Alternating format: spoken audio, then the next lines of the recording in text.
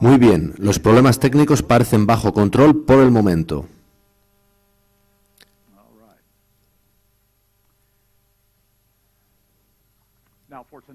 En la reunión de esta noche, no dirijáis a mí vuestra atención. Todo lo importante aparecerá en la pantalla. Así que prestad atención a la pantalla. Ahí estará la esencia del programa de esta noche. Comencemos con una oración. Padre nuestro que estás en los cielos, aunque haya concluido el sábado, que no hayamos cerrado aún el espíritu del sábado.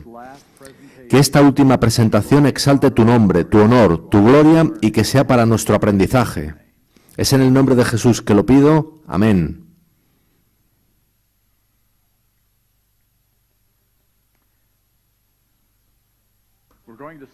Comenzaremos con una cita fundamental, muy clara, que hizo Jesús sobre sí mismo. Jesús se encuentra hablando a los 70 discípulos que acababan de regresar de su expedición misionera y les dijo: yo veía a Satanás caer del cielo como un rayo. Lucas 10:18. Ahora, ¿cuándo sucedió esto? ¿Cuándo cayó Satanás del cielo como un rayo? Por supuesto, rápidamente respondemos que Dios lo expulsó del cielo cuando pecó. He aquí el pasaje en el que habitualmente pensamos. Después hubo una gran batalla en el cielo. Miguel y sus ángeles luchaban contra el dragón. Y luchaban el dragón y sus ángeles, pero no prevalecieron, ni se halló ya lugar para ellos en el cielo. Y fue lanzado fuera el gran dragón, la serpiente antigua, que se llama Diablo y Satanás, el cual engaña al mundo entero. Fue arrojado a la tierra, y sus ángeles fueron arrojados con él. Ahora, notad que cuando hacemos esta conexión, realmente estamos equiparando dos frases diferentes. Jesús dijo que Satanás caía, mientras que aquí en Apocalipsis se dice que fue expulsado o arrojado. Pero antes de que avancemos, tomad por favor nota de que el último texto bíblico leído es Apocalipsis 12, versículos del 7 al 9. Bien, ahora las cosas se complican un poco al pasar a la etapa 2. La anterior era la etapa 1 y esta es la 2. Ved lo que dice Jesús en este versículo. Ahora es el juicio de este mundo. Ahora el príncipe de este mundo será echado fuera. Juan 12:31. Esto es justo antes de la crucifixión. Solemos pensar que es ahí cuando el príncipe de este mundo fue expulsado. ¿Significa eso que Apocalipsis 12, donde se dice que es expulsado del cielo, está también hablando de la crucifixión? Veamos el uso que hace Ellen White de Apocalipsis 12. Cristo inclinó la cabeza y murió, y oí una grande voz en el cielo que decía: ahora ha venido la salvación y la virtud y el reino de nuestro Dios y el poder de su Cristo, porque el acusador de nuestros hermanos ha sido arrojado, el cual los acusaba delante de nuestro Dios día y noche. Deseado de todas las gentes, página 709. Y fijaos que ella cita Apocalipsis 12:10. ¿Por qué cita ese versículo al hablar de la crucifixión? Es porque la segunda expulsión es todavía más importante que la primera. La primera expulsión fue un exilio del cielo.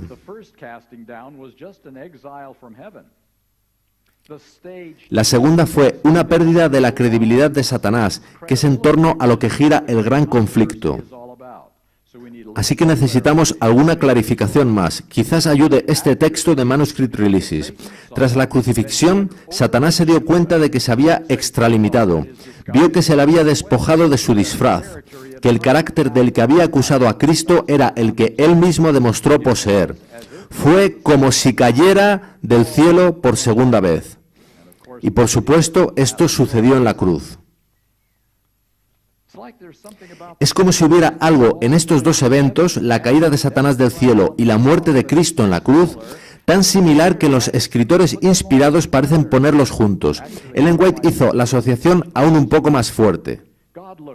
Dios miró a la víctima expirando en la cruz y dijo: consumado es, la raza humana tendrá otra oportunidad.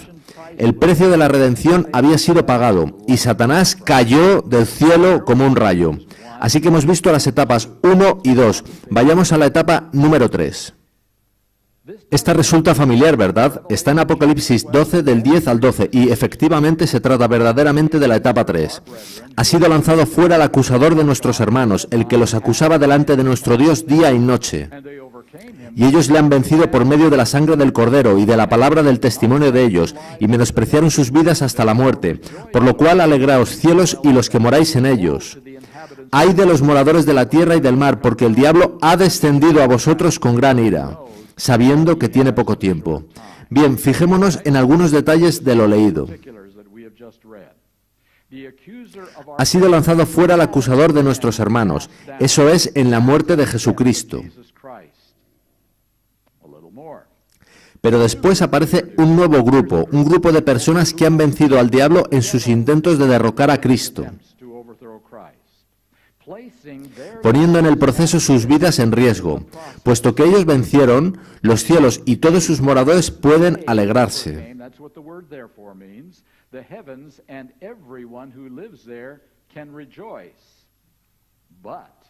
Sin embargo, estos eventos parecen ser malas noticias para todos aquellos que viven en el lugar equivocado, y esos, por supuesto, somos nosotros, porque al diablo le queda poco tiempo y está realmente colérico por ello.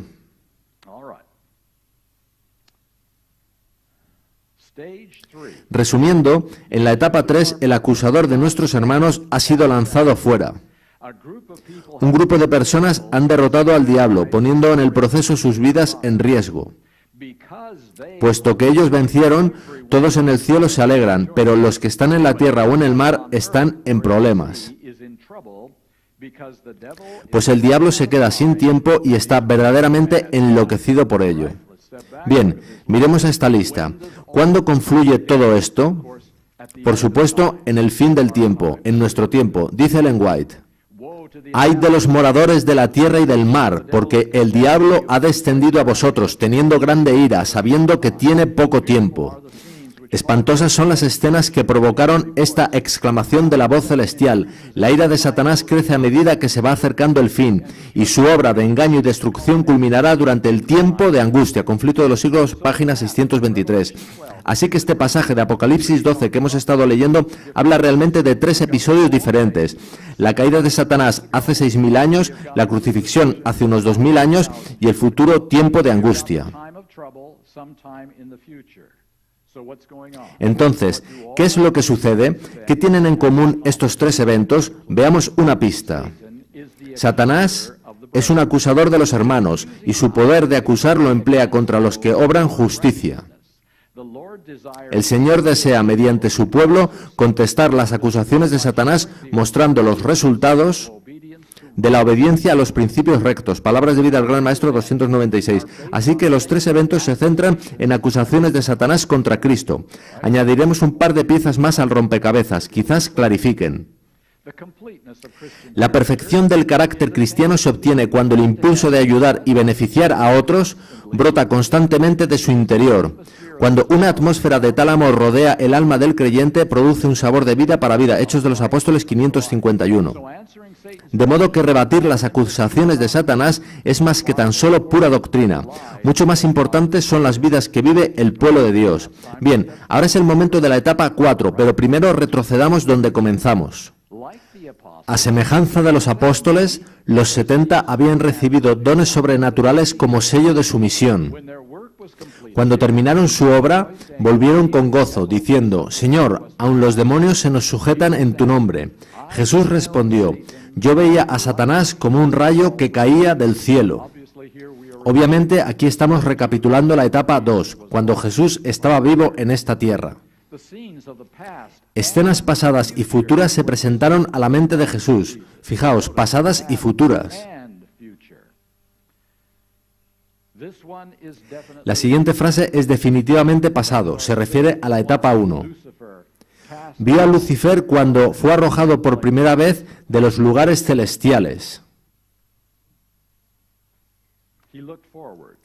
Miró hacia el futuro a las escenas de su propia agonía, cuando el carácter del engañador sería expuesto a todos los mundos. Oyó el clamor, consumado es, el cual anunciaba que la redención de la raza caída quedaba asegurada para siempre, que el cielo estaba eternamente seguro contra las acusaciones, los engaños y las pretensiones de Satanás. Obviamente, de nuevo, esto era el futuro próximo de Jesús. Obviamente, de nuevo, la etapa 2. Más allá de la cruz del Calvario, con su agonía y vergüenza, Jesús miró hacia el gran día final, cuando el príncipe de las potestades del aire será destruido en la tierra durante tanto tiempo mancillada por su rebelión. Contempló la obra del mal terminada para siempre, y la paz de Dios llenando el cielo y la tierra. Así que esta es la etapa 4, la destrucción final del pecado y Satanás, su última caída del cielo, y obviamente es aún futuro. ¿Qué hay de la etapa 3? Veámoslo. En lo venidero, los seguidores de Cristo habían de mirar a Satanás como a un enemigo vencido. En la cruz, Cristo iba a ganar la victoria para ellos, deseaba que se apropiasen de esa victoria, deseado de todas las gentes 490. Así que la etapa 3 no está tan detallada como las otras, pero está ahí. ¿Y dónde encontramos esta pequeña gema? ¿Habéis leído recientemente El deseado de todas las gentes? ¿Hay tanto sobre el futuro en ese maravilloso libro? Hagamos aquí una rápida recapitulación. Hace 6.000 años, los miembros de la divinidad entendieron los planes y argumentos de Satanás y los rechazaron. Hace 2.000 años, los ángeles y mundos no caídos entendieron los planes y argumentos de Satanás y los rechazaron. En Esperamos un futuro cercano, los 144.000 entenderán los planes y argumentos de Satanás y los rechazarán. 1.000 años después, los impíos entenderán los planes y argumentos de Satanás y los rechazarán. Ahí tenemos 4 caídas de Satanás, pero hemos olvidado a algunos aquí. Los justos muertos no han sido incluidos en esta lista. Volveremos a ellos, son importantes. En cuanto a las caídas de Satanás, podemos comprender las 2 primeras porque ya han sucedido, pero es la etapa 3 la que más debería interesarnos, pues vivimos en ese tiempo y tenemos la oportunidad de influir sobre ella. Al menos deberíamos estar trabajando en ello. Así que, de aquí en adelante, centrémonos en las 2 últimas etapas. Y será predicado este Evangelio del Reino en todo el mundo, para testimonio a todas las naciones, y entonces vendrá el fin. Un versículo muy familiar, Mateo 24:14. Todo el mundo sabe de la secuencia de eventos que aquí se presenta, pero me gustaría preguntar esta noche si hay una razón para esta secuencia. Es un supuesto muy común que el Evangelio debe ir a todo el mundo antes de que llegue el fin. Y esto es absolutamente cierto, pero ¿sabéis por qué? No es tanto para que todos tengan su oportunidad de salvarse. Millones de personas han muerto ya sin haber escuchado nunca el Evangelio o el nombre de Jesucristo. Y Dios tiene un modo de salvarlos por medio del Espíritu Santo y la experiencia del nuevo nacimiento. Dios tiene cómo tratar el problema de las personas que no han escuchado. Entonces, ¿por qué este Evangelio ha de llegar a todo el mundo? Si el Papa pudiera predicar una serie evangelística que fuese emitida a toda persona sobre la tierra, ¿vendría el fin? ¿Y si lo hiciera Benny Hinn? ¿Qué tal Pat Robertson, o James Dobson, o Joel Steen? O mejor aún, Ted Wilson, o Dwight Nelson, o Doug Batchelor, o Mark Finley. Bien, creo que lo captáis. Este Evangelio tiene que ser completo, maduro y suficientemente poderoso para traer el fin. Eso es lo que tiene que ser el Evangelio.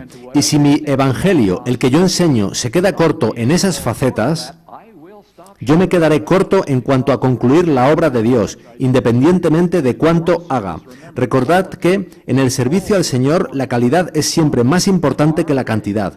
Nuestro fracaso, mi fracaso, en dominar el conocimiento de la salvación y del plan de redención es, hoy en día, el mayor punto de bloqueo en la resolución del gran conflicto, y las Escrituras hablan de tal bloqueo en los planes del Señor. Después de esto vi a 4 ángeles en pie sobre los 4 ángulos de la tierra, que detenían los 4 vientos de la tierra, para que no soplase viento alguno sobre la tierra, ni sobre el mar, ni sobre ningún árbol. Vi también a otro ángel que subía de donde sale el sol y tenía el sello del Dios vivo, y clamó a gran voz a los 4 ángeles a quienes se les había dado el poder de hacer daño a la tierra y al mar, diciendo: no hagáis daño a la tierra, ni al mar, ni a los árboles, hasta que hayamos sellado en sus frentes a los siervos de nuestro Dios. Y oí el número de los sellados, 144.000, sellados de todas las tribus de los hijos de Israel. Apocalipsis 7, del 1 al 4. Entonces, ¿cuál es el punto de bloqueo? Ahí está, el sellamiento está demorando los planes de Dios. Y, por cierto, también está reteniendo a Satanás. Él debería haber caído y mordido el polvo hace mucho. Así que él sigue por aquí en medio solo porque no estamos preparados, porque no estoy preparado para el sellamiento. Pero ¿por qué los planes de Dios no pueden avanzar sin el sellamiento? ¿Por qué es necesario? ¿Para qué sirve? Permitidme mostraros otro versículo, Efesios 3:10, para que la multiforme sabiduría de Dios sea ahora dada a conocer por medio de la Iglesia a los principados y potestades en los lugares celestiales. Fijaos que dice por medio de la Iglesia. De algún modo, la Iglesia, es decir, tú y yo, proporcionará una demostración de la multiforme sabiduría de Dios tan diferente de nada visto antes, que incluso los principados y potestades en los lugares celestiales aprenderán algo nuevo. Eso es todo un pensamiento, y esa demostración se hará por medio del sellamiento. Así que ahora podemos decir que es la necesidad de demostrar la sabiduría de Dios por medio del sellamiento de los 144.000 lo que está reteniendo las cosas. Ahora, ¿qué es la sabiduría de Dios? Esa es una pregunta cargada de implicaciones, casi insolente. Después de todo, ¿quién soy yo para estar hablando sobre comprender la sabiduría de Dios? Consideremos qué podemos aprender al hacer 4 preguntas sobre este asunto específico de la sabiduría de Dios que ha de demostrarse por medio de la Iglesia a los principados y potestades en los lugares celestiales. ¿Qué planes están siendo bloqueados? ¿Qué sabiduría de Dios podría requerir demostración? ¿Qué detalles necesitan demostración? Y finalmente, ¿puede el sellamiento hacer esas demostraciones? Las recorreremos en orden, de manera que nuestra primera pregunta es, ¿qué planes están siendo bloqueados? Bien, se trata de los planes de los que comenzamos a hablar, el fin que ha de llegar una vez que el Evangelio haya llegado a todo el mundo. En otras palabras, todo lo que sigue al sellamiento está siendo bloqueado, sobresaliendo 5 grandes acontecimientos: cierre del tiempo de gracia, tiempo de angustia de Jacob, segunda venida, recompensa de los justos y destrucción de los impíos. Pasaremos ahora a nuestra segunda pregunta. ¿Qué sabiduría de Dios podría requerir demostración? Y recordad que es para beneficio de principados y potestades en los lugares celestiales. Esa es una audiencia leal. La recompensa de los justos y la destrucción de los impíos. Los 2 últimos acontecimientos de la anterior lista aparecen aquí de nuevo y hay buenas razones para ello. Satanás ha estado protestando durante 6.000 años sobre los planes de Dios en estos asuntos. Y los habitantes no caídos de los lugares celestiales tienen también un interés en esto. Recordad que el pecado comenzó en el cielo y que Lucifer era su amigo. Los ángeles tienen buenas razones para asegurarse de que los planes de Dios no ponen en peligro el cielo y de que no se ejecuta a los impíos innecesariamente. Nuestra tercera pregunta era, ¿qué detalles necesitan demostración? Suponed que un profesor de matemáticas pone un problema que nadie resuelve. Pero el profesor anuncia que 7 estudiantes serán aprobados en cualquier caso. Tú querrías saber qué hizo a estos 7 estudiantes diferentes a ti y al resto de la clase para el profesor. Y este dice que la razón es que tienen ojos azules. Tú pensarás que eso no fue honesto, especialmente si no tienes ojos azules. El problema es que los ojos azules no tienen nada que ver con matemáticas. Eso no es una buena razón. Bien, ¿cuál sería una buena razón? Por ejemplo, que la clase estudiara de nuevo la lección e hiciera un nuevo problema. Si los 7 estudiantes lo resolvieran ahora, podría tener más sentido el aprobarlos.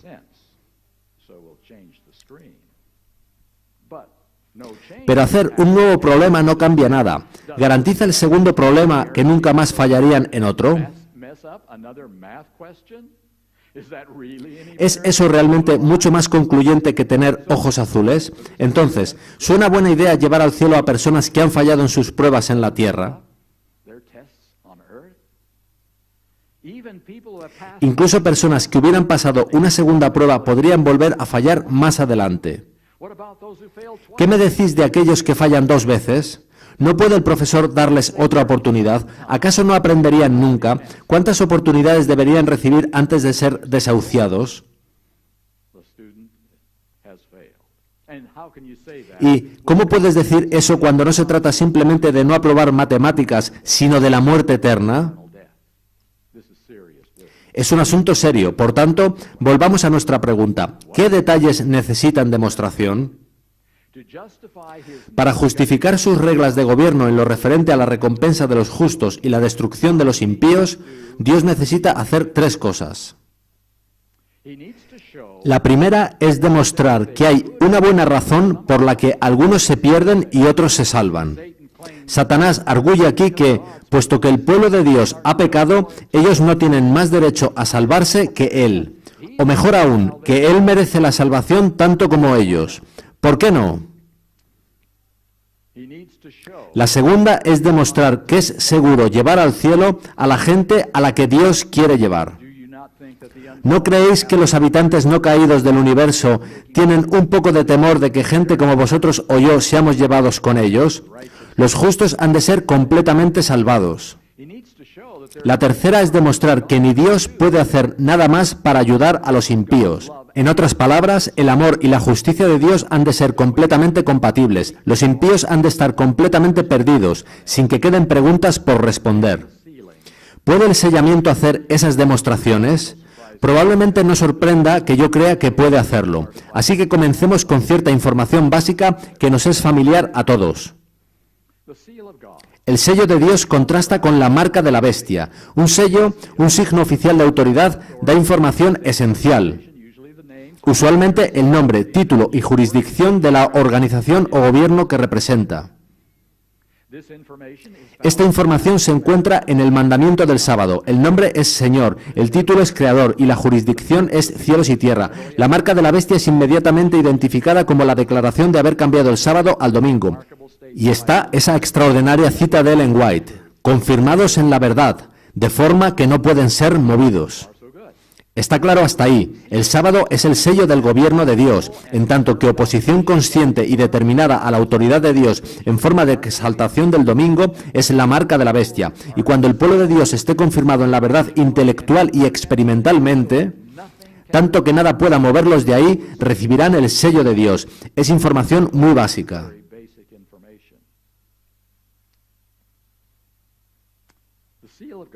El sello de Dios es puesto en las frentes de los 144.000 antes del cierre del tiempo de gracia. El cierre del tiempo de gracia marca el fin de la obra de Cristo como sumo sacerdote en el lugar santísimo del santuario celestial. A veces pensamos en el sello de Dios como una especie de diploma, como un sello de aprobación.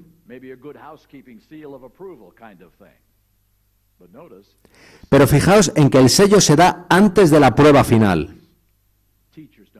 Los profesores no hacen eso, no reporten los diplomas antes de saber si los alumnos pasan la prueba. De modo que esto se trata de algo diferente.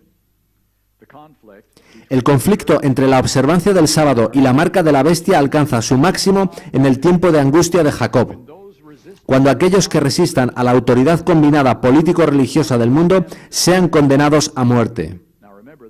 Ahora, recordad que esto es posterior al cierre del tiempo de gracia. Así que hemos de hablar un poco de Jacob. ¿Cómo entró Jacob en esta angustia? Porque así ha dicho Jehová, hemos oído voz de temblor, de espanto y no de paz. Inquirid ahora, y mirad si el varón da luz, porque he visto que todo hombre tenía las manos sobre sus lomos, como mujer que está de parto, y se han vuelto pálidos todos los rostros. ¡Ah, cuán grande es aquel día! Tanto que no hay otro semejante a él. Tiempo de angustia para Jacob, pero de ella será librado. Jeremías 30, del 5 al 7. Así que es Jeremías quien pone el nombre de Jacob para este momento, claramente refiriéndose a esa historia de la noche de pelea de Jacob en el arroyo de Jaboc que viene en Génesis 32. Y conocéis la historia. Jacob vuelve a casa tras una ausencia de 20 años, cuando se le avisa de que su hermano Esaú viene con 400 hombres armados, lo cual no es buena señal. Y dándose cuenta de que su única esperanza es Dios, pasa toda la noche orando, cuando a medianoche alguien le ataca. Así se quedó Jacob solo, y luchó con él un varón hasta que rayaba el alba. Y cuando el varón vio que no podía con él, tocó en el sitio del encaje de su muslo, y se descoyuntó el muslo de Jacob mientras con él luchaba, y dijo, déjame porque raya el alba. Y Jacob le respondió, no te dejaré si no me bendices. Y el varón le dijo, has luchado con Dios y con los hombres y has vencido. Génesis 32, del 24 al 30. Ahora, fijaos, a quien ora es el mismo con quien lucha por su vida. ¿Qué cree Jacob en ese momento? ¿Que Dios lo ama y le quiere bien o que lo odia y le quiere muerto? Se trata de fe en contra de vista, sentimiento, oído, olfato y sabor a sangre, los cuales son más fuertes. Esa es básicamente la prueba del tiempo de angustia de Jacob. Algunas otras historias nos pueden aportar, pero solo tenemos tiempo para un par. Bajo circunstancias extraordinariamente difíciles, cuando a Job le pareció como si Dios quisiera matarlo, él mantuvo su confianza y lealtad. Fijaos en sus palabras: aunque él me matare, en él esperaré. Job 13:15. Fijaos que todo el plan, toda la prueba, era idea de Satanás, y Dios la consintió. Por si alguien piensa que fue un evento insignificante, recordad que montar esta prueba para Job costó la vida a unas 100 personas. Fue un asunto serio. El ejemplo definitivo es Jesús. Y a la hora 9, Jesús clamó a gran voz diciendo: Dios mío, ¿por qué me has desamparado? Marcos 15:34. ¿Qué hace de esta prueba algo especial? Millones han encarado la muerte por su fe. ¿Cuál es la diferencia? Esta no es la prueba habitual del martirio, pues sin sumo sacerdote para interceder por ellos en el santuario celestial, los 144.000 no sienten la presencia permanente de Dios. Todo estímulo sensorial les dice que Dios es su enemigo.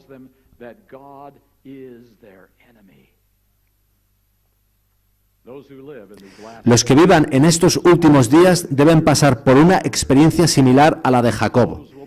Por todas partes estarán rodeados de enemigos, preparados para condenarlos y destruirlos. Alarma y desesperación se apoderarán de ellos, pues les parecerá, como a Jacob en su aflicción, que Dios se ha convertido en un enemigo vengativo. Tras hacer todo sacrificio imaginable para permanecer fieles al gobierno de Dios, encarando una muerte inminente porque rehusaron desobedecer su mandamiento, sin posible esperanza en nada que no sea Dios, será ahí cuando Dios parecerá más un enemigo que un ayudador. ¿Aún confiarán en Él? ¿Por qué una prueba así? Porque ha de ser la más difícil prueba de fe jamás imaginada bajo circunstancia alguna. Nada por debajo de eso puede demostrar que confían tanto en Dios que harán su voluntad, incluso cuando hacerlo parezca carecer de todo sentido. Nada por debajo de eso demostrará que sea suficientemente seguro introducirlos en el cielo. Antes de continuar, no puedo resistir dedicar un momento a mostrar cómo describe Ellen White el resultado de tal prueba. Los peligros se multiplican por todos lados y resulta complicado fijar el ojo de la fe en las promesas ante las claras evidencias de inmediata destrucción. Pero en medio de rebelión y violencia llega al oído repique sobre repique de los más estrepitosos truenos. Dios proclama su voz desde su santa morada. Su pueblo es liberado de su cautiverio. Con dulces y suaves voces se dicen unos a otros: Dios es nuestro amigo. Sign of the Times, 27 de noviembre de 1879. No es grande, pero la prueba más dura de todos los tiempos la puede pasar cualquier niño que haya aprendido: Jesús me ama. Sí, lo sé. Bien, volvamos a nuestro hilo conductor. ¿Qué demuestra la prueba? Al poner su sello en los 144.000 antes de esta prueba, la más difícil posible, Dios proporciona evidencia convincente de que Él puede identificar correctamente a quienes es seguro permitir que entren en el cielo. Así que el sello no es un diploma, sino una demostración de la sabiduría de Dios, que ayuda a sus súbditos leales a sentirse más tranquilos con personas como vosotros o yo, de vecinos en el cielo. Pero demuestra más cosas, puesto que en ese momento todos en la tierra están familiarizados con este Evangelio, y solo aquellos que tienen fe pasan la prueba, y todos aquellos que tienen fe pasan la prueba. Esta prueba demuestra que la fe es necesaria para salvación, y fe más conocimiento de este Evangelio es suficiente para la completa obediencia. Es por eso por lo que el Evangelio ha de llegar a todo el mundo. La prueba no puede realizarse correctamente sin simplificar la situación a una sola variable. Solo cuando el conocimiento se haya estandarizado de modo que todos puedan entender el Evangelio, se podrá ver claramente el rol de la fe. Podríamos compararlo con el arreglo de un coche. No se hace una gran reparación del motor a la vez que cambias el tipo de gasolina. No sabrías qué arregló el problema. El coche funcionaría, pero no sabrías por qué. Hay que ceñirse a una variable, y en este caso la variable es fe. ¿Por qué es importante todo esto? Aparte de probar que es seguro dejar entrar en el cielo a los 144.000, esta demostración resulta ser exactamente la requerida para ese grupo de criaturas de Dios que no aparece en ninguna de las 4 etapas de la caída de Satanás. ¿Los recordáis? Se trata de los justos muertos. ¿Qué sucede con ellos? Para ilustrar esto, recurramos a un gran héroe, Martín Lutero. Él no guardó el sábado, incluso aunque un amigo le dijo lo importante que esto era. Estaba totalmente errado en cuanto al bautismo de infantes. Tomaba carne asada, chucrut y cerveza. Y no era el más paciente de los mortales, pero él tenía fe. Tenía fe.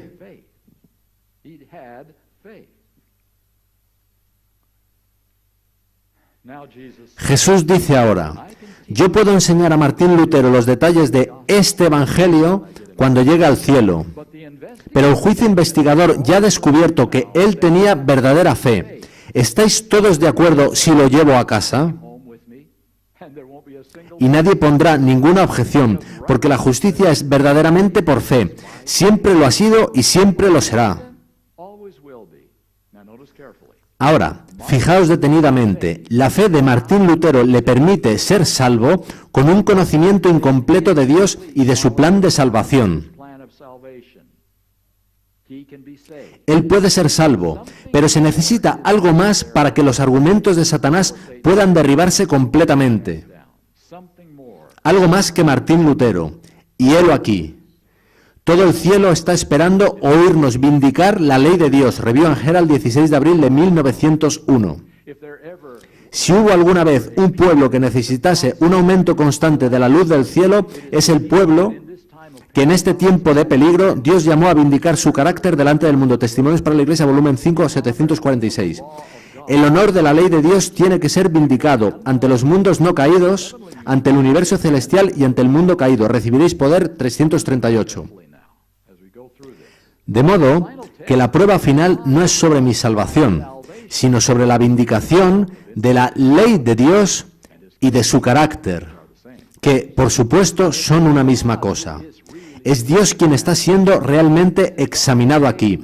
¿Es realmente un camino infalible el seguido por Dios para preservar el universo?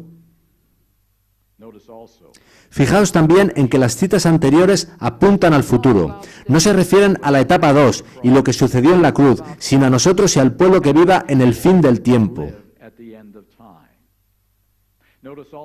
Fijaos también en que esta vindicación requiere aumento de luz del cielo, puesto que Dios solo puede ser vindicado por la verdad en toda su pureza, nunca por errores, por sinceros que sean, sobre su ley y su carácter. Martín Lutero vivió en una época de limitada luz y, por tanto, no podía vindicarse a Dios completamente. La fe de Martín Lutero era suficiente para salvarse, pero insuficiente para la vindicación final de Dios y la derrota final de Satanás.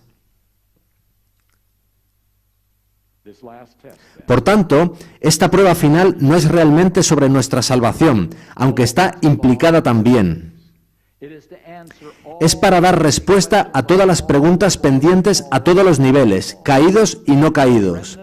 El remanente de Apocalipsis 12 no fue traído a la existencia para repetir la misión de Martín Lutero, o John Wesley, o Billy Graham, sino para vindicar el modo en que Dios acepta y rechaza hombres y mujeres pecaminosos. ¿Es el modo seguido por Dios justo con todos y protegerá el universo de repetir ese lamentable caos?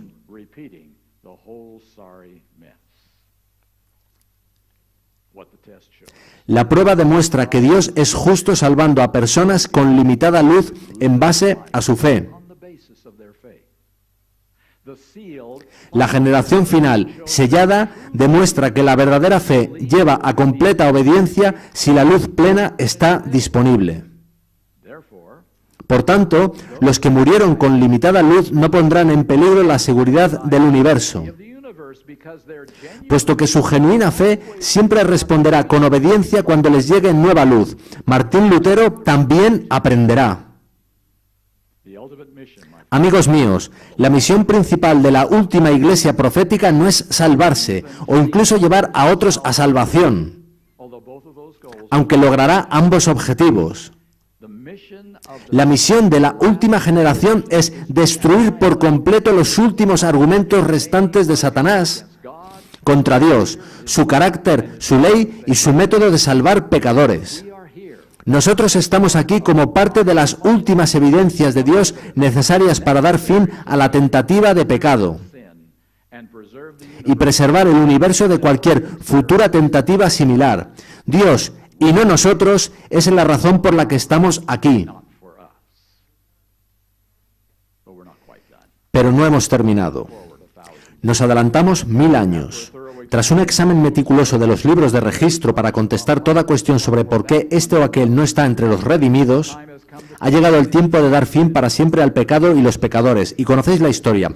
Jesús y la Santa Ciudad descienden sobre el Monte de los Olivos, el cual se parte por medio. Y los impíos son resucitados. Tras un periodo de duración no conocida, pues no se nos dice cuánto dura, en el que todos los impíos preparan sus armas fuera de la ciudad y organizan sus fuerzas, estos están listos para realizar su ataque final a la ciudad. Al fin se da la orden de marcha, y las huestes innumerables se ponen en movimiento, un ejército cual no fue jamás reunido por conquistadores terrenales, ni podría ser igualado por las fuerzas combinadas de todas las edades desde que empezaron las guerras en la tierra. Satanás, el más poderoso guerrero, marcha al frente y sus ángeles unen sus fuerzas para esta batalla final. Hay reyes y guerreros en su comitiva, y las multitudes siguen en grandes compañías, cada cual bajo su correspondiente jefe. Con precisión militar, las columnas cerradas avanzan sobre la superficie desgarrada y escabrosa de la tierra hacia la ciudad de Dios. Por orden de Jesús se cierran las puertas de la Nueva Jerusalén, y los ejércitos de Satanás circundan la ciudad y se preparan para el asalto. Conflicto de los siglos 664. Ahora, hasta aquí no veo nada con lo que Dios haya mostrado concluyentemente al universo que sería imposible recuperar a aquellos que han rechazado la fe. Como la ancianita de nuestra calle, que cultivaba preciosas rosas y daba pastas a los niños del vecindario, pero que nunca aceptó a Cristo. Sí, el libro de registros dice muchas cosas, pero ¿no hay alguna manera de llegar a ella? ¿No habría una oportunidad más? ¿No te lo plantearías? ¿No preguntarías? Lo haría Jesús, quien es el mismo ayer y hoy y por los siglos, quien dijo, al que a mí viene no lo echo fuera. Quien no quiere la muerte del impío, ¿acaso no permitiría Jesús entrar a un pecador arrepentido?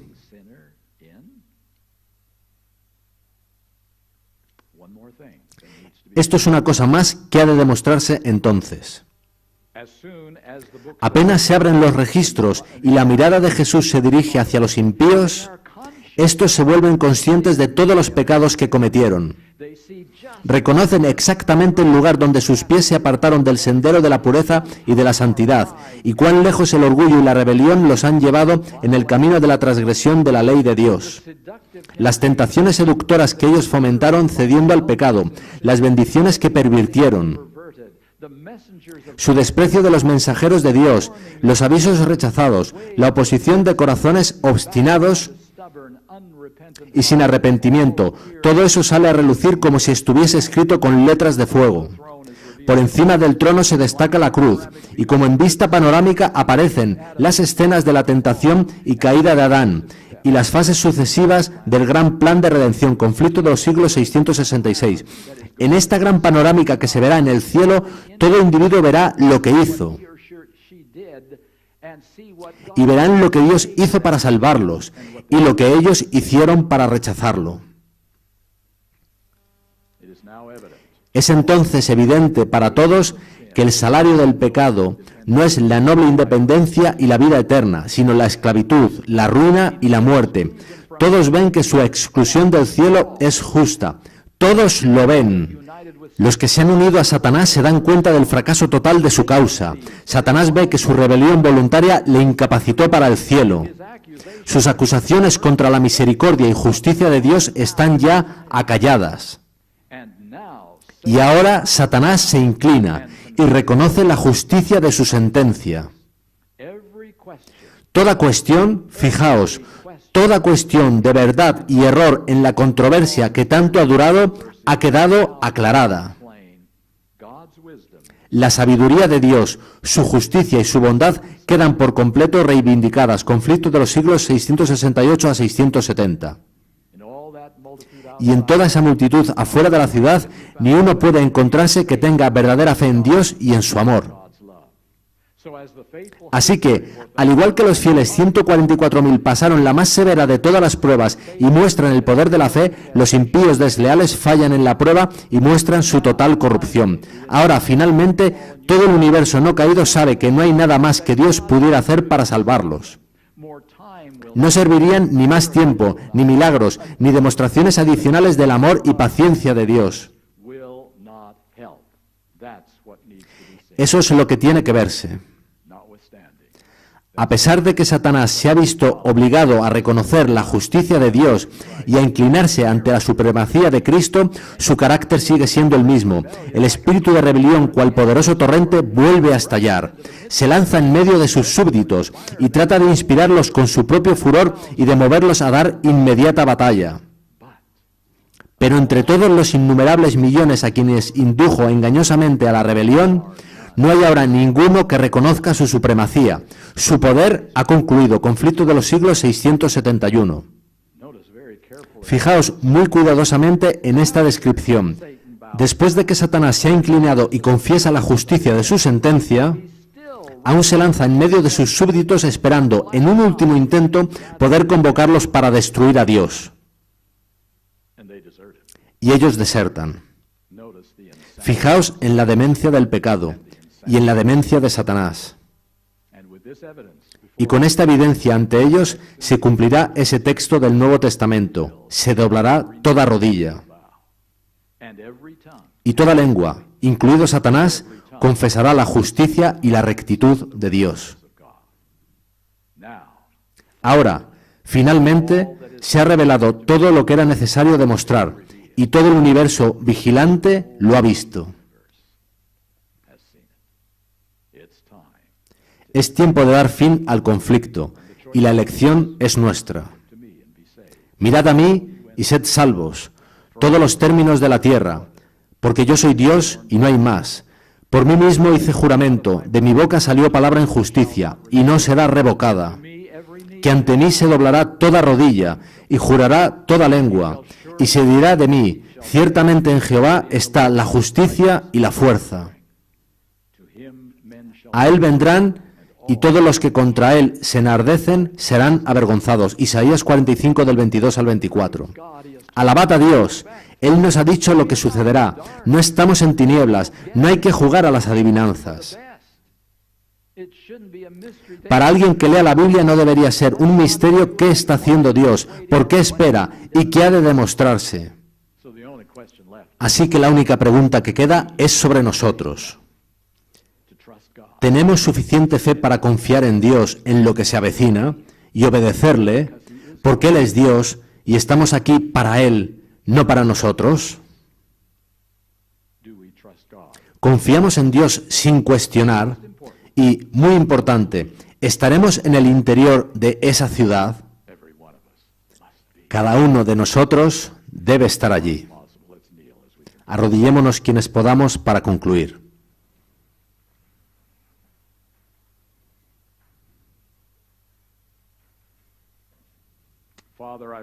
Padre, esta noche quiero alabar tu nombre por trazar este plan, no solo para salvar a seres humanos, sino también por preservar al universo de nunca más tener que volver a pasar por esto. Señor, nos es complicado tomar conciencia de que, debido al libre albedrío, la solución lleva su tiempo. Pero vamos a confiar en ti, Padre, que tú estás dando todo paso posible para dar respuesta a cada pregunta que pueda plantearse, responder a todas las acusaciones de Satanás contra tu carácter y probar a todo ser que el tuyo es el único camino posible para la seguridad del universo. Señor, queremos ser parte de eso, pero ante todo queremos hacerlo en el lado correcto. Danos esa fe que necesitamos desesperadamente para confiar independientemente de que las evidencias, la historia y nuestros sentidos nos digan que no va a funcionar. Ayúdanos a tener fe, como Job, como Cristo y como Jacob. Gracias por escuchar nuestra oración. Gracias por darnos las promesas que acabamos de leer. Las creemos, confiamos en ti, queremos ir a casa. Y es en el nombre de Jesús que lo pedimos. Amén.